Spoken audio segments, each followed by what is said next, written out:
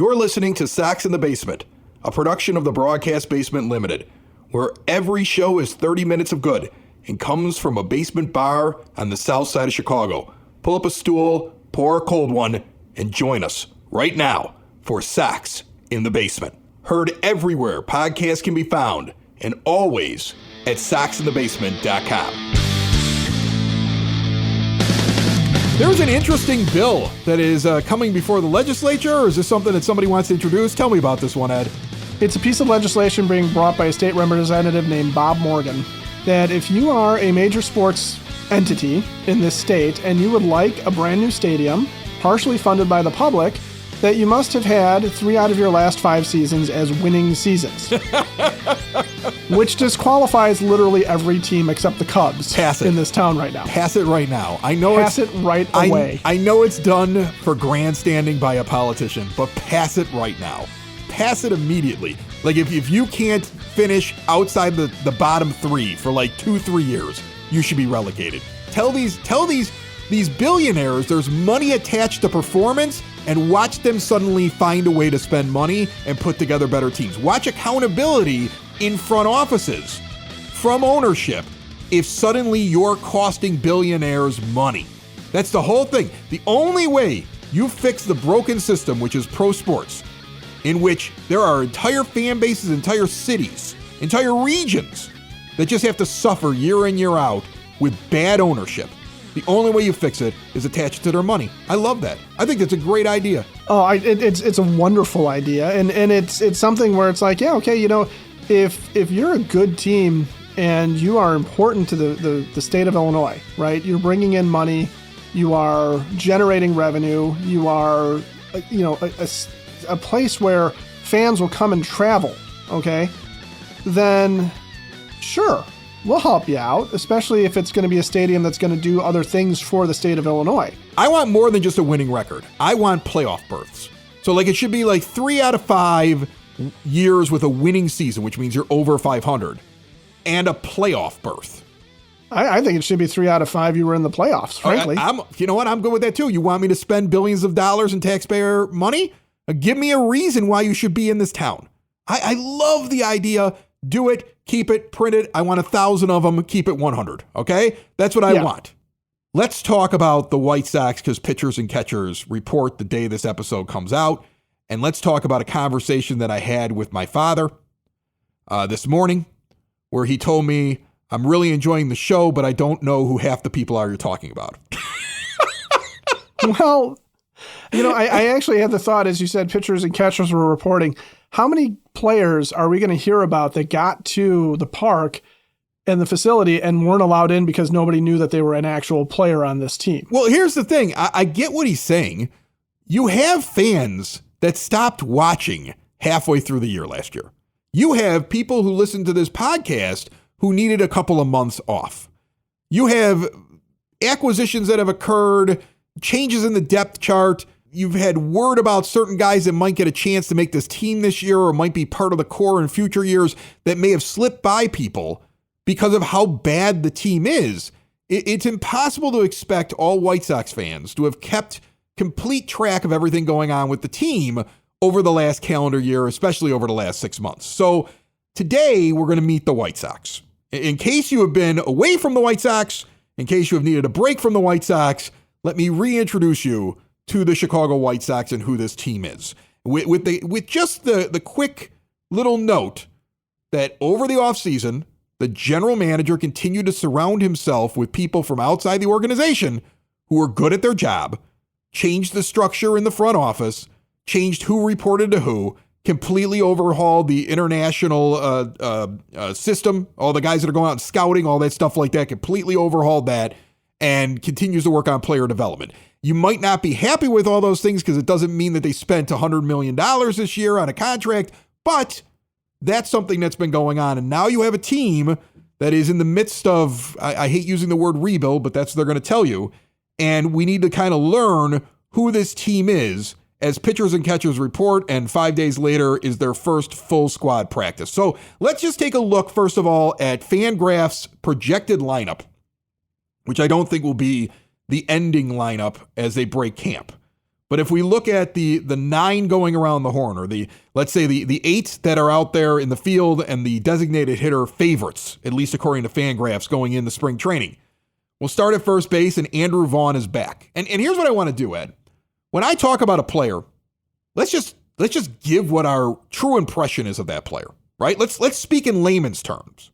Let's not get too in depth. Let's just give what our opinion is of that player. I was going to say, I don't know any of these players well enough to do an impression of them. Okay, so Andrew Vaughn, a replacement level first baseman with average to slightly below average defense, will be returning to first base, where the hope is that the new hitting guru is going to unlock something. And I believe he's only been brought back this year in arbitration because they don't want to let him go before they get 1 year of Ryan Fuller and company, seeing if they can finally unlock any kind of potential out of Andrew Vaughn. Otherwise, he's a very replaceable first baseman who may or may not finish the year in the starting lineup, depending on how guys behind him perform and how he performs in the first half of the season. Yeah, I agree with you, but I also don't discount the idea that he's back because there's a chance that he might be the only person besides Luis Robert Jr. who has fans in the stadium wearing his jersey. That's also one of the reasons he's back. All right, second base.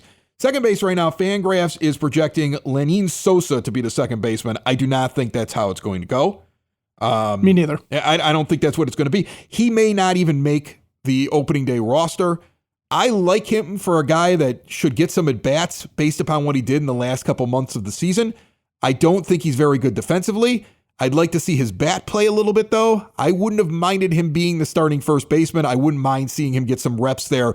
He'll be an interesting name. We'll move on to shortstop, and right now the projected shortstop is Colson Montgomery, even though he had a terrible minor league campaign last year with the exception of the last few weeks.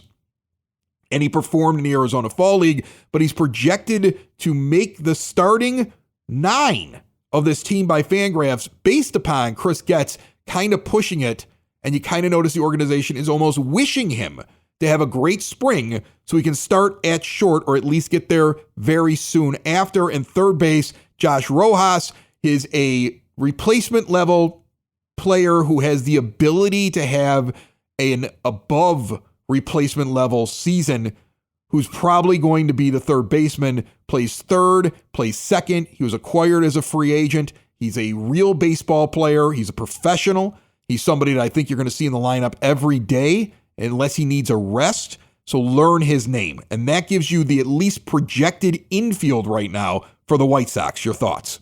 Lenin Sosa will not be the starting second baseman. Josh Rojas will, because there's more players available for third than there are for second. Because the only other real challenger for second is Chase Mydroth, who came over in the Garrett Crochet trade. Sosa, though, is a guy that I would like to see in the DH role, perhaps, because of the way his bat plays. And if he can hit his way onto this team, I would rather him take that role and run with it and just be a bat and a guy who, in a pinch, you can come in and play on the infield, or a guy that eventually, like you said, supplants Andrew Vaughn. As far as what else can be up there, I mean, they just signed Brandon Drury, who's another cast-off veteran, old dude. Mydroth and Drury are both guys that are projected by Fangraphs to make the team off the bench.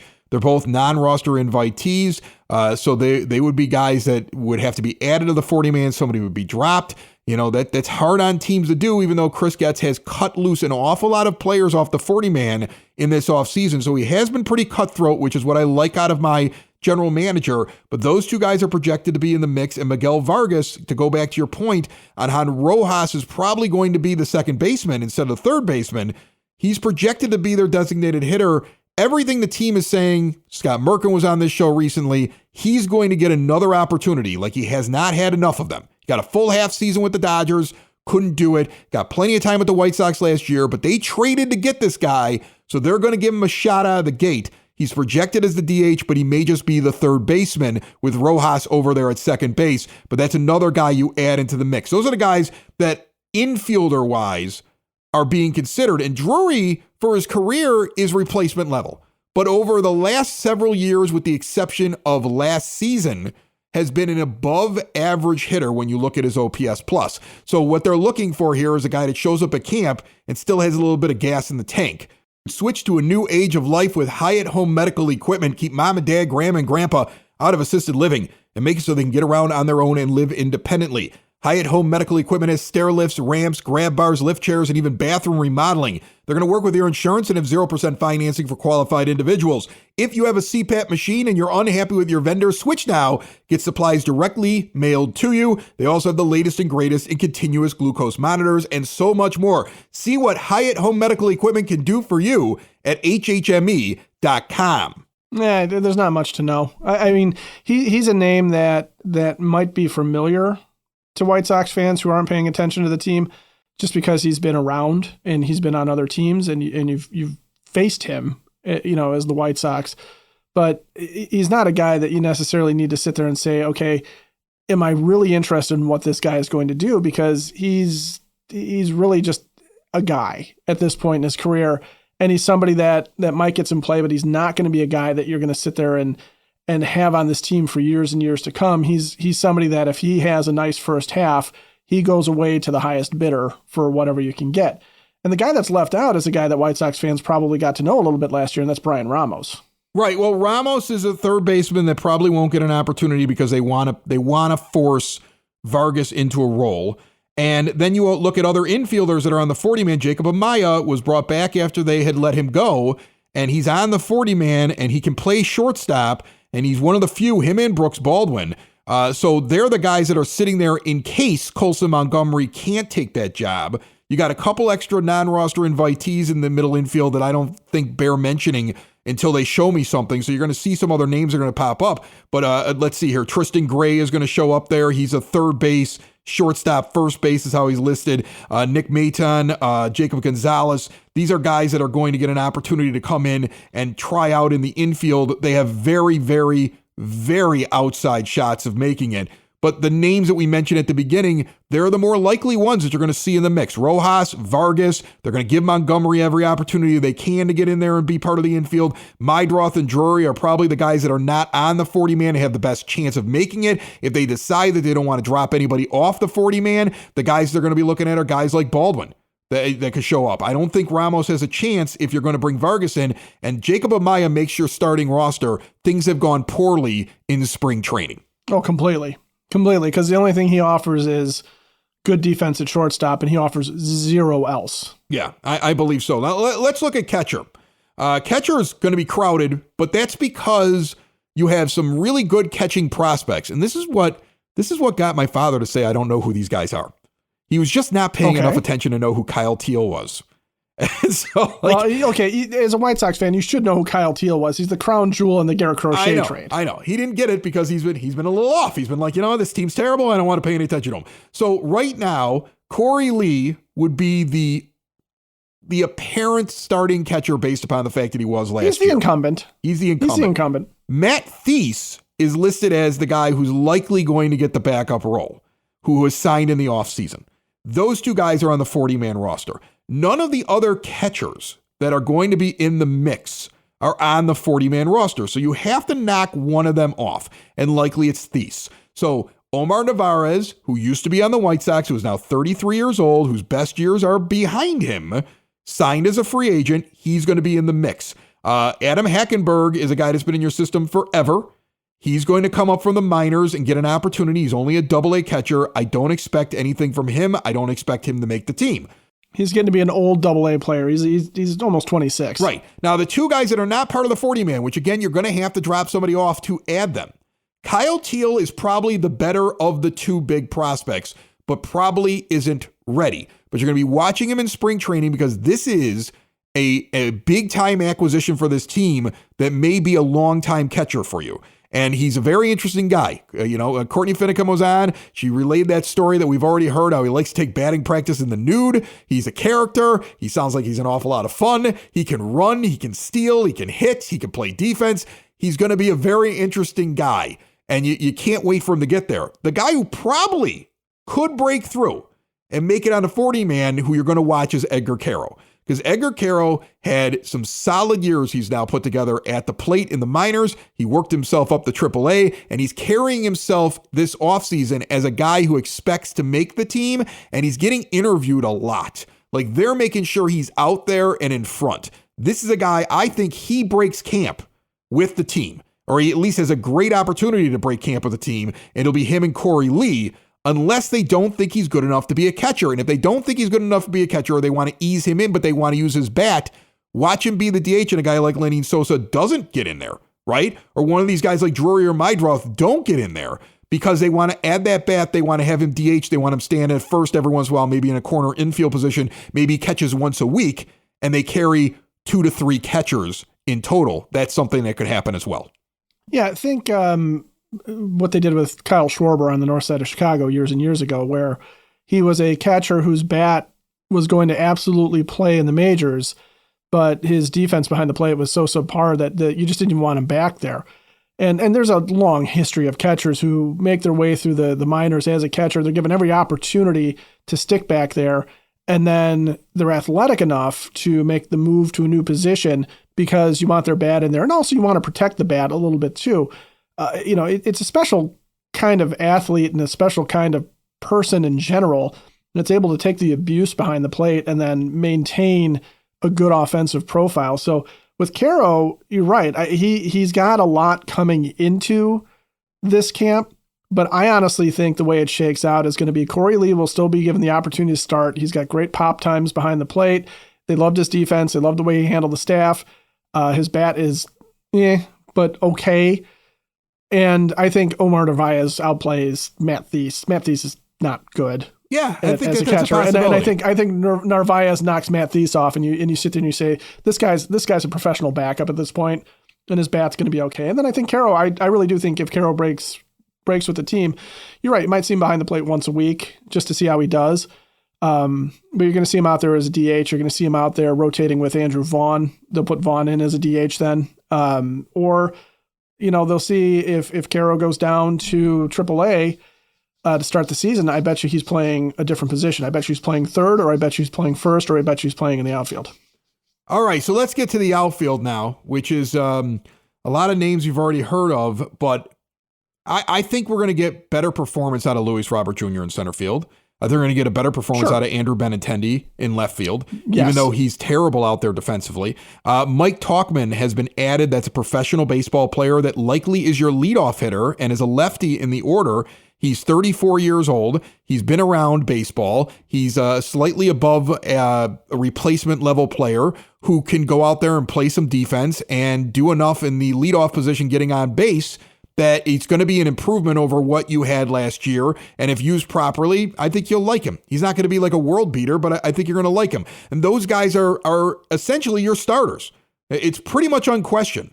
Benintendi, Robert, and Tauchman are the 3 starting outfielders unless you play some sort of game where Benintendi is going to be DHing every once in a while because, again, not that good in the field. All right? I mean, there are times where you sit there and you go, I thought you were a professional outfielder, but clearly you're not. But otherwise, those are your guys.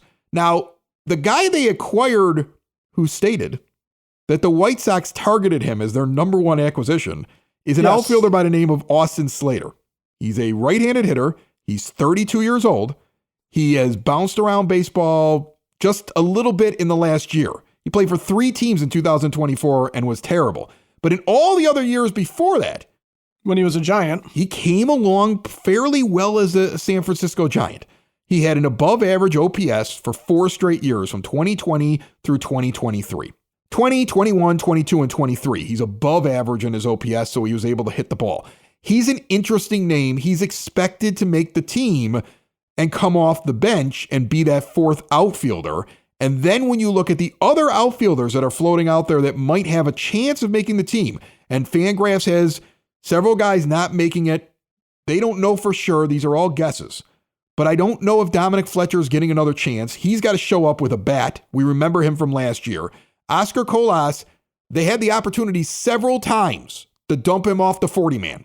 Remember, Pedro Grifol didn't like him. There was something that was wrong there. They didn't want to give him a lot of opportunities last year. He's still on the 40-man roster and will have a chance to compete. He's an interesting story. It'll be interesting to see with a new manager, will he all of a sudden be somebody that they're talking about in the offseason, or is this his last chance? Well, and they're going to play him at first as well now, apparently, too. So he's being given even more opportunity to try and make this team. He's getting that opportunity because they're not sure about Vaughn. That's the thing. Andrew Vaughn is not assured of making it through this season as the first baseman. He's got to do something, all right? Corey Julks is back as a non-roster invitee. He was dropped off the 40-man roster. You remember him. He was acquired from the Astros. Kel Mitchell is a non-roster invitee who was a up-and-coming prospect with the Pirates for a few years. Couldn't really get it together with the bat, plays defense very well. Wilfred Veras, another outfielder that you're going to see out there as well. He's an NRI. And Braden Montgomery, he'll be the interesting non-roster invitee in the outfield because he's the big name who a couple years from now, I believe is your center fielder because they're going to move on from Robert the moment he starts hitting. They don't want to pay him that money. They've been trying to trade him this offseason. They're going to move on from Luis Robert at some point, whether you like it or not. That's what this team is now. They're going to be the Tampa Bay Rays. They are not giving somebody $20 million a year to stand in the outfield, at least not right now. So Braden Montgomery is going to show up. He's the big name. He's the long-term prospect that could be the best one out of the bunch in Garrett Crochet's return. He's going to show up as well, Ed.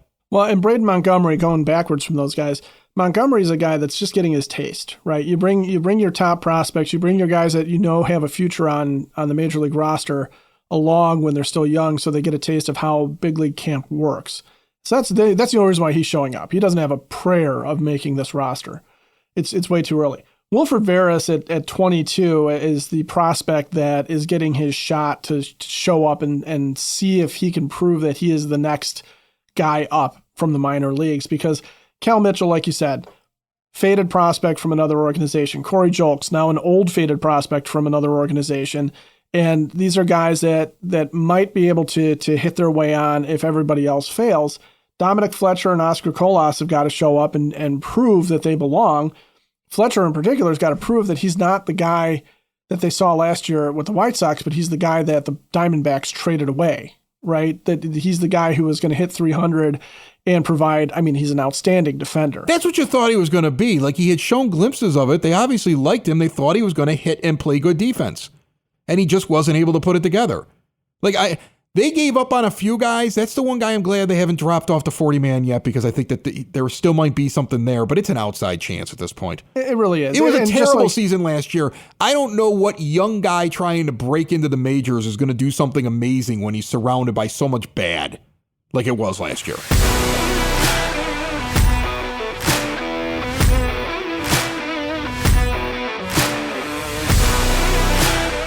Sox in the Basement listeners trying to make the most of your money, give a call to Tom Walsh, your Edward Jones financial advisor. Located on the corner of 111th and Kedzie, but serving the Chicagoland area, Tom has a get-to-know-you approach and a do-the-right-thing attitude. He's been doing this for decades. It's all about knowing your options when you're investing and planning for your retirement. No matter what stage you are at, it costs nothing to check in with Tom. Give Tom Walsh, your Edward Jones financial advisor, a call today, 773-779-0023. Edward Jones, member SIPC. Let's move on now to the rotation, and Martin Perez is the big acquisition, which is not that great of an acquisition. That's a pretty small, big acquisition. Right. He's a professional starting pitcher who's going to eat some innings, but he's on a really good team. He's the fourth or fifth starter. He's the settle it down guy on a young rotation. Right. He's going to be the veteran guy that your new manager, Will Venable, knows from when he was at the Rangers, that's going to go out there and take the ball every 5 days and try to give you some sort of stability. He's also a left-handed arm, and they may break camp with only one lefty in the rotation. Jonathan Cannon, Davis Martin, Sean Burke, and Bryce Wilson, another acquisition, are projected by Fangraphs to be the starting five, although Bryce Wilson, I think, is a swing man. That's really what he is. And I would love to see one of these other younger pitchers force their way into the rotation and turn him into just that. And I think that if one of them does, that's exactly what he's earmarked to be. Drew Thorpe is supposedly going to be ready for the season, but I expect him to be a little bit behind because of his offseason surgery. I think he'll be there, but they're probably going to bring him along slowly. He could be the guy that takes that spot. It wasn't major surgery, but it's enough to be cautious with him. Why rush the guy? Right. You're not sitting here saying, okay, we got to get off to a hot start to catch those Guardians or catch those Twins. With Drew Thorpe, you're sitting there going, all right, get healthy, buddy, and let's see if you can go back to being what you were when you led the minor leagues in strikeouts before we traded for you. So I think Wilson, if Wilson starts the season in the rotation, he's that guy that, early on when you're missing games get rained out, snowed out, Wilson's the guy you skip into the rotation. Right. Exactly. Because he can come in out of the bullpen. He's used to it and he can still get his work in. And he will need to get his work in because, with young guys, even if Cannon and Burke, for example, make it all the way through, and make 30 starts for you, they're going to have some clunkers in there because they're still getting used to it. Right. And then you have names like Ariarte, who I think he's going to be a pretty good pitcher. I just don't know if he's going to be a bullpen guy, but he may challenge for a rotation spot. He's got that cartoon stuff that plays really well out of the bullpen in short bursts. He does. Nick Nastrini, who I thought was going to be a pitcher and then kind of let me down last year, will get another opportunity. Jake Eder, the lefty acquired for Jake Berger, who has been nothing but hype from prospect heads, but I've yet to see something that tells me he's going to make it into the rotation. He'll show up. He's on the 40-man roster. Winkelman Gonzalez will be there. He was acquired in the Garrett Crochet trade. And then you're going to be looking at guys like Noah Schultz, who's going to be there as a non-roster invitee.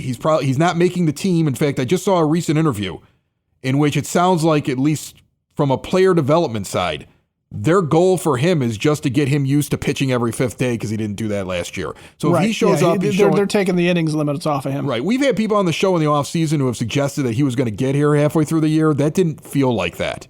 It doesn't feel like that now. Now it feels like he might be showing up in September at best. So I'm not counting on him. Hagen Smith could show up out of the bullpen.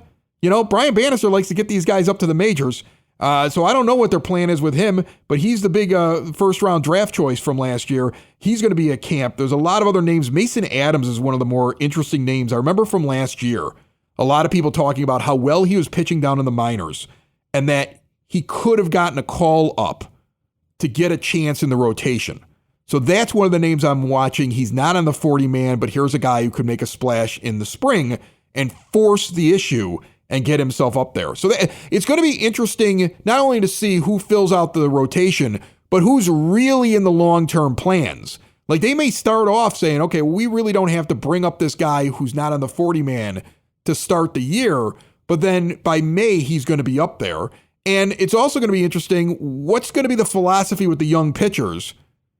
Are you going to pull them when they have a bad first couple innings, or are you going to let them work through it and just give up the game? Because they only get so many innings, right? Like part of me is wondering whether or not they're going to sit there and say, okay, let's say Thorpe comes out there.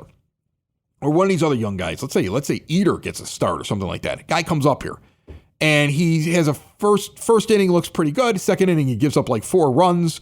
He's struggling. Do you take him out at that point and bring in the swingman? Isn't that the whole idea of the swingman? Isn't that the reason for Bryce Wilson? Like, then you bring that guy in rather than let the young pitcher die out there, or are you teaching him a lesson? So I'm going to be curious how they handle the young pitchers in 2025. Yeah, because both of those philosophies have some level of merit and have been used in the past. The thing that catches me here is that with the pitchers, and this speaks really to the strength of what they have in the minors. If you look up and down, and we haven't gotten to the bullpen yet, if you look up and down, they're not inviting a whole lot of retread starters into camp. The only one that really stands out is Justin Dunn, who is a guy who pitched for Cincinnati, had some injury issues, and is now making his way back, and has had some run in the majors. But otherwise, it's the guys that are on the 40-man, and then prospects, like guys that you were looking at saying that these are actual prospects. Even if you don't believe in a Jake Eder, he is still a prospect at this level. And so it's an interesting thing where I felt like there was a chance that one of the things that could happen to this rotation was it was pieced together from guys who have some major league on the back of their baseball card, but not very good. And the only guy that really applies to, the two guys that really applies to are Martin Perez and Bryce Wilson, who, by the way, have both been relievers at points too. So they could both fill that swingman role, even though I think Perez is really Will Venable's security blanket out there. One of the more interesting things going on the day the pitchers and catchers report is that one of your prospects, Kai Bush, is having Tommy John surgery. And so that's a brand new development. And he's having Tommy John surgery. So he's going to be out for a while. It's interesting in an off season. I really don't know what the story is yet because I just am reading this right now. In an off season that you wait until now to give the guy surgery. And so not a lot of urgency, we got to use him this year. But whatever happened to him, however it all went down, they're only deciding now to do a surgery that's going to take him out for well over a year instead of doing it at the beginning of the offseason. So whatever they thought, he may not have been hurt at the beginning of the offseason. Remember, these guys do offseason throwing programs too, so it's possible. You think that's where they came from? You see, that's what I'm trying to figure out as we're sitting here. Well, and that's what'll be interesting, because I don't remember, and I'd have to go back and look at news stories about Kai Bush, but I don't remember off the top of my head him having issues at the end of the season. Of course, there were so many pitchers just being shuffled in and out at that point that it could have been lost there. But it's entirely possible. The other thing too is that if he was having the elbow problems at the end of the season, their doctors may have just said, look, this is something that we can treat conservatively and you should be fine for the start of the season. And if you don't respond, you don't respond. And that's it. So there's a couple of different reasons. I doubt it's a failure by the team to recognize that they needed to get this done. Well, it is interesting because right now we're just going off a Merck tweet. I'm sure there'll be more information out by the time this show comes out on Wednesday. But as we're sitting here recording, we're just kind of going off a Scott Merkin tweet. And all the stories that have been written haven't really given any details about it. But he is a guy that will not be around for a little while. And as I look at the bullpen, I will say very simply, I don't care about them. There's nothing to care about. I just don't care. I'm sorry. There's Gus Varland. They're all probably wonderful guys, right? They're all probably just Varland. Great dudes. We know about Gus Varland because of the social media account. But I don't care because they're just relief pitchers on a team that's not expected to do anything, right? Make me care about you if you're a relief pitcher. Show me that I should care. Become good. Come out of the bullpen and be somebody that I'm not rolling my eyes going, well, we're going to give up 3 runs with this guy. Instead, come out of the bullpen and have one of my kids go, who's this guy? And I go, he's actually pretty good. I've seen him. Look at his stats up there. He keeps guys off base. Yeah. Be that guy. Make me care about you. That's my message to the bullpen, because I will say it again. I've said it so many times. Bullpens are just failed starters.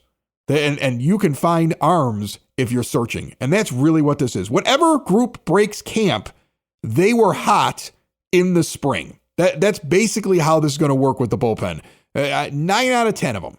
Whoever comes out of the bullpen, how many number come out of there? They're going to be hot in the spring. That's why they're getting an opportunity. And if they start pitching poorly, somebody else will come up from the minors. That's what the White Sox bullpen is this year until they figure out who's a starter and who's a relief pitcher out of all the prospects they have down in the minor leagues. So, going through it right now, I think would be fruitless.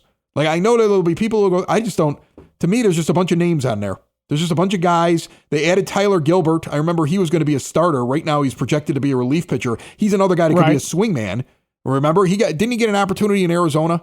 And he actually wasn't that bad, but he never really got a full opportunity in Arizona as a starter.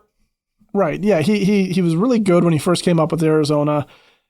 The numbers game got to him. He never really got a fair shake. He got some run in Philadelphia, but there's really, as interesting a story as he is, or Cam Boozer, who is the guy that they got from the Red Sox, who had the really windy road to the major leagues as an old rookie last year. Right. And played for the Dogs, in independent ball. Gus Varland, who we had, the social media thing, because somebody tweeted, who the hell is Gus Varland? And they answered. Prelander Baroa is an interesting name. You know what's interesting?